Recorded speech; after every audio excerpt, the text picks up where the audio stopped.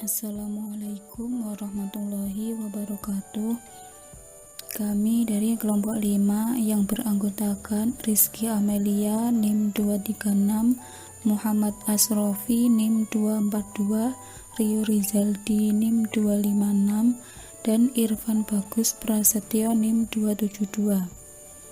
Di sini kami akan menjelaskan materi tentang pendekatan ekonomi terhadap politik dalam mata kuliah Ekonomi Politik. Saya Muhammad Asrofi, NIM 242, akan menjelaskan tentang deskripsi mengenai pendekatan ekonomi terhadap politik.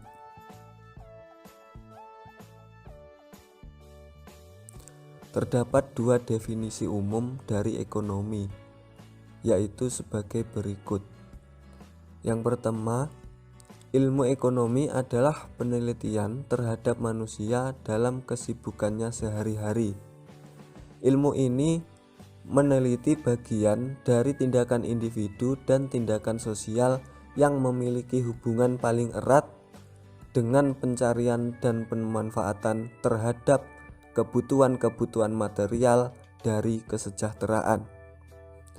Yang kedua, ilmu ekonomi adalah ilmu yang meneliti perilaku manusia sebagai hubungan antara tujuan dan sumber daya yang langka dan dapat digunakan untuk berbagai macam keperluan.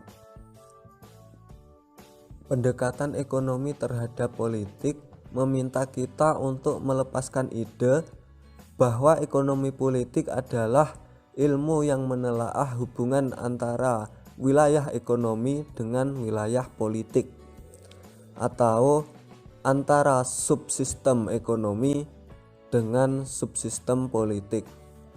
Dengan kata lain, menurut pendekatan ekonomi terhadap politik, ekonomi politik bukan lagi sebuah telaah tentang apa yang akan terjadi ketika wilayah ekonomi bertemu dengan wilayah politik, melainkan ekonomi politik berarti penalaran ekonomi terhadap proses-proses politik. Poin selanjutnya mendefinisikan pendekatan ekonomi terhadap politik. Inti dari pendekatan ekonomi terhadap politik adalah konsep pilihan rasional dan konsep efisiensi. Pendekatan ekonomi dipahami dengan cara yang bermacam-macam selama ini, yaitu ada yang memandang bahwa pendekatan ekonomi adalah konsep kegunaan subjektif, yaitu upaya memenuhi kepentingan pribadi secara rasional, biaya dan kelangkaan, analisis marginal, equilibrium parsial dan equilibrium umum, dan efisiensi alokasi. Yang pertama yaitu rasionalitas. Apa makna dari membuat pilihan secara rasional dalam kerangka pendekatan neoklasik?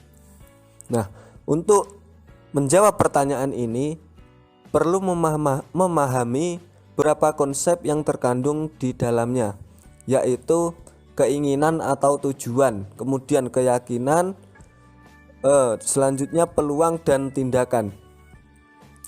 Keinginan adalah tujuan dari seseorang individu dalam kaitannya dengan lingkungan sekitarnya. Keinginan-keinginan atau tujuan-tujuan ini harus disusun dalam peringkat secara efektif agar bisa konsisten satu sama yang lain. Selanjutnya adalah keyakinan. Individu yang akan memilih dari sekian banyak tujuan atau keinginan yang ingin dicapainya itu harus memiliki informasi tentang berbagai alternatif tujuan yang ada.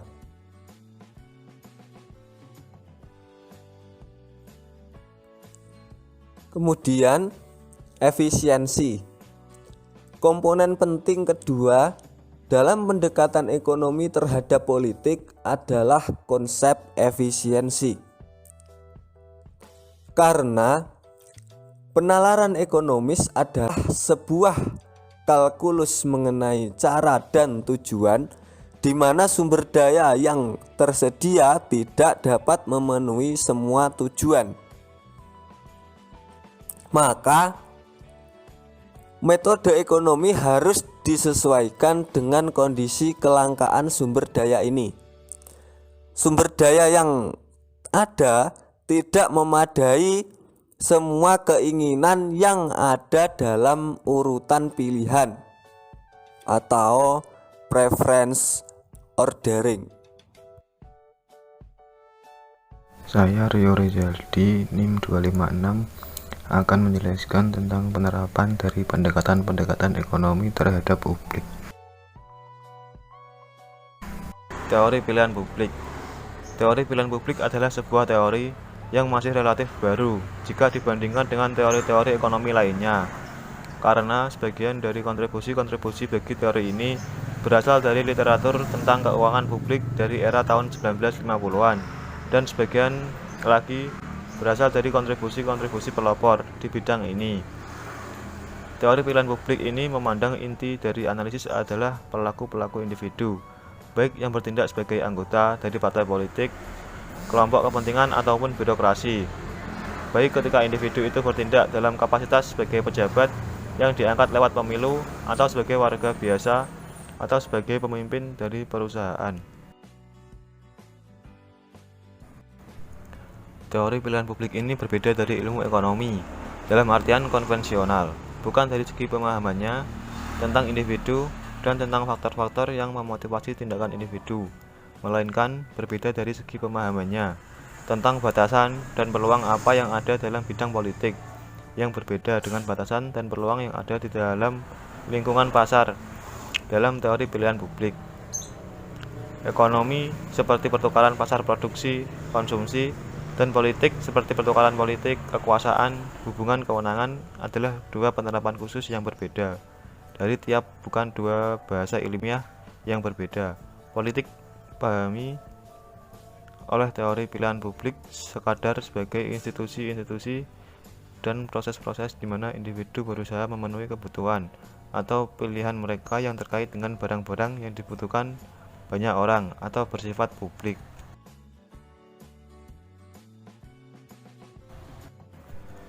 Dua aliran dalam teori pilihan publik, yaitu teori yang normatif dan teori yang positif. Teori pilihan publik normatif terkait dengan masalah desain politik dan aturan-aturan politik dasar, atau pendeknya terkait dengan kerangka konstitusional di mana proses politik itu terjadi. Sementara aliran positif berusaha untuk menjelaskan perilaku politik yang dapat terobservasi dengan menggunakan konsep-konsep dari teori pilihan publik. Pilihan publik normatif. Teori pilihan publik normatif menganalisis sifat-sifat dari sistem politik yang dianggap menguntungkan. Buchanan dan Arrow adalah dua pemikir dari aliran normatif dalam teori pilihan publik ini. Buchanan meneliti bagaimana cara mengorganisir masyarakat agar bisa memperbesar peluang bagi terjadinya pertukaran secara bebas, baik dalam konteks ekonomi maupun dalam konteks politik.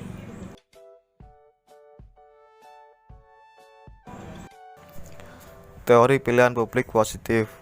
Jika teori pilihan publik normatif membahas tentang bagaimana karakteristik yang diinginkan dari aturan, prosedur, dan instruksi yang digunakan untuk membuat keputusan kolektif, maka teori pilihan publik positif berusaha merancang penjelasan bagi aturan-aturan dan proses-proses pemilihan yang ada dan menelaah bagaimana konsekuensinya. Teori pilihan publik positif mengonsumsikan bahwa warga negara benar-benar telah bertindak sesuai dengan kepentingan diri mereka masing-masing, yaitu kepentingan diri dalam artian ilmu ekonomi, sehingga dampak-dampak politik yang sudah terjadi atau aktual dapat dijelaskan dengan konsep kepentingan dari itu. Untuk memberikan ilustrasi tentang pendekatan ini, contohnya fenomena pemilu dari penelitian Anthony Downs. Penelitian Anthony Downs terhadap masalah pemilu yang ia angkat dalam bukunya. Analisis rasional dari Downs terhadap pemilu ini menggunakan teori politik demokratis yang didasarkan pada konsep ekonomi. Politisi dipandang sebagai pemasok kebijakan dan layanan pemerintah. Pemilih adalah sebagai konsumen yang menggunakan suaranya sebagai semacam uang untuk membeli kesepakatan untuk mengekspresikan keinginan-keinginan politiknya.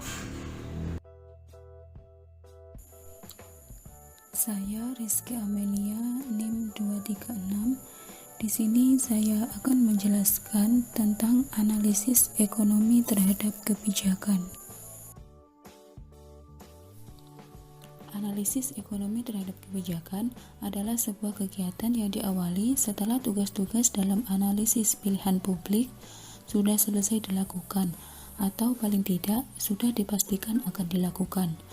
Dalam bagian ini, pilihan-pilihan individu itu sudah selesai digabungkan dan telah diketahui oleh para pembuat keputusan, sehingga tiba saatnya bagi para pembuat keputusan untuk memilih mana dari berbagai alternatif kebijakan yang ada yang bisa memaksimalkan kepuasan. Analisis ekonomi terhadap kebijakan menekankan bahwa pengambilan keputusan oleh individu tetap harus terjadi bahkan di dalam konteks pasar dan pemerintahan sekaligus. Analisis ekonomi terhadap kebijakan memberikan fokus terhadap individu dalam artian ontologis dan teoritis. Analisis ekonomi terhadap kebijakan didasarkan pada konsep kegunaan individu. Analisis ekonomi terhadap kebijakan memandang bahwa ada banyak sekali kemiripan yang mendasar antara ekonomi dengan politik, yakni perbedaan pada besarnya kemampuan finansial dan besarnya pengaruh politik yang dimiliki antar kelompok. Kebijakan dikatakan efektif ketika ia berhasil mencapai tujuannya. Sebuah kebijakan yang efektif dari segi biaya adalah kebijakan yang dapat mencapai tujuan dengan biaya paling kecil ketika dibandingkan kebijakan-kebijakan lain yang berusaha mencapai tujuan yang sama. Sebuah kebijakan yang terbaik dari sudut pandang analisis biaya keuntungan adalah kebijakan yang dapat memaksimalkan selisih antara total keuntungan dengan total biaya. Biaya dan keuntungan harus sama-sama dimasukkan secara eksplisit ke dalam proses evaluasi dan dibandingkan dengan semua alternatif kebijakan yang ada.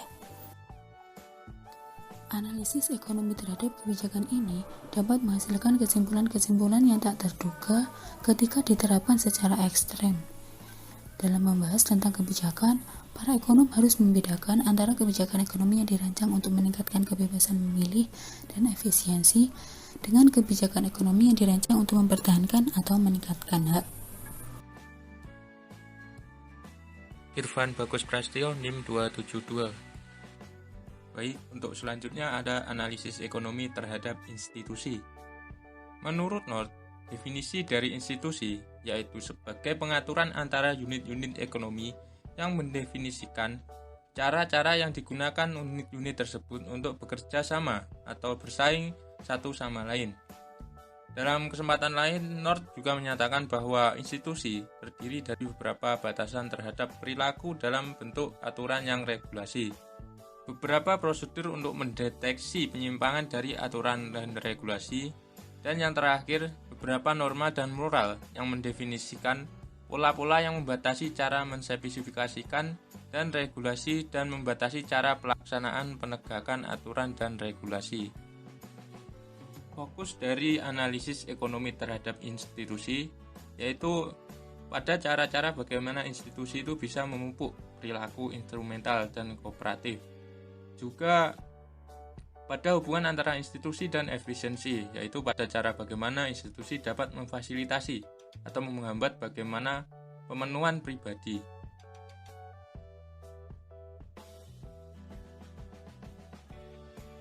Selanjutnya ada institusi dan perilaku pasar. Ada 3 cara untuk memenuhi hubungan antara institusi dengan perilaku pasar. Yang pertama, pasar dipandang sebagai institusi, yaitu pasar bukanlah sekedar sekumpulan individu yang bebas melakukan jual beli tanpa struktur, melainkan ada aturan-aturan yang ditanamkan dalam itu sendiri dan diterapkan oleh para pelaku pasar. Aturan tersebut mengatur syarat-syarat pertukaran dan penentuan siapa yang akan menanggung biaya eksternal, kesepakatan tentang hak kepemilikan dan penegakan kontrak, serta larangan untuk melakukan pencurian, pemaksaan, dan penipuan. Yang kedua, institusi akan mendefinisikan cakupan dari pertukaran pasar. Ada beberapa objek atau sifat tertentu yang membuat pertukaran tidak dapat dilakukan, baik karena alasan personal ataupun alasan budaya. Misalnya di sini seorang tidak boleh menjual anaknya sendiri, biarpun itu bisa mendatangkan laba baginya. Atau misalnya orang dilarang menjual tenaga kerja untuk jasa-jasa tertentu yang dianggap melanggar tata krama ataupun norma kesusilaan. Yang ketiga yaitu institusi politik, tidak hanya berfungsi untuk melarang, tetapi juga biasanya digunakan untuk mengubah pola insentif yang mendasari pertukaran pasar. Misalnya di negara Jepang, tingginya nilai tabungan masyarakat bisa terjadi karena sifat dari institusi-institusi finansial yang ada di negara itu, dan karena adanya kebijakan politik yang memberikan ganjaran-ganjaran tertentu bagi mereka yang bersedia menabung.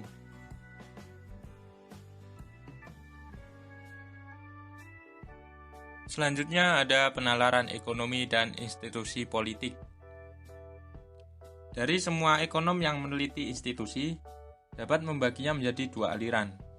Aliran yang pertama memandang bahwa institusi itu memiliki peran penting, tetapi memandangnya sebagai faktor-faktor yang terletak di luar model ekonomi. Jadi aliran ini berusaha memahami peran dari institusi terhadap perilaku alokasi dengan cara mengeksplorasi sifat-sifat insentif dari berbagai institusi yang berbeda. Karena institusi di sini dipandang sebagai sifat eksogen, maka kita dapat menyebut aliran pertama ini sebagai pendekatan pilihan rasional yang terinstitusi secara institusional. Penelitian yang dilakukan oleh North, Levy, Olson, dan Bates dapat dikategorikan sebagai termasuk dalam aliran empiris dari aliran yang pertama tadi. North meneliti dampak dari perubahan-perubahan pada hak kepemilikan terhadap pertumbuhan ekonomi. Dia di sini berusaha memahami bagaimana institusi itu bisa berubah sehingga membuat biaya pribadi dan biaya sosial itu menjadi semakin dekat, misalnya dengan mengurangi eksternalitas. Sub dan aliran dari aliran ini mengajukan pertanyaan yang berbeda, yaitu pertanyaan tentang sifat logis model-model yang secara simultan berisi variabel-variabel tentang perilaku pertukaran dan institusi.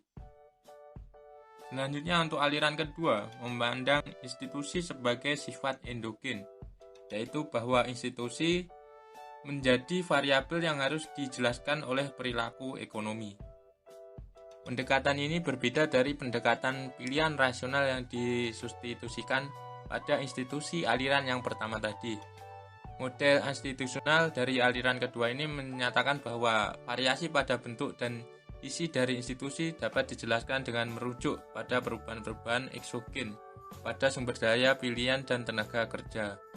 Sebagai contoh, jika terjadi sebuah perubahan yang eksogen, misalnya perubahan pada rasio antara tenaga kerja dengan luas tanah, maka distribusi dari hak kepemilikan akan bergeser, yaitu akan lebih banyak memiliki oleh mereka yang memiliki sumber daya yang langka, atau dengan kata lain, lebih menguntungkan para pemilik tanah dan kurang menguntungkan bagi para pekerja. Teori institusi yang endogen semacam ini dapat dilihat pada penelitian-penelitian yang dilakukan oleh North, Levy, Bass-Jones, dan Scribb. Bagi North dan juga banyak penelitian lainnya, sepaham dengan penelitian North, faktor-faktor yang mempengaruhi perubahan institusional itu memiliki hubungan dengan potensi keuntungan yang bisa didapatkan dari inovasi, produksi, dan pertukaran. Bentuk-bentuk hak kepemilikan yang mengurangi keuntungan eksternal akan mengurangi biaya untuk membuat dan menegakkan kontrak. Ini adalah konsep-konsep yang berperan sentral dalam analisis North terhadap perubahan institusional.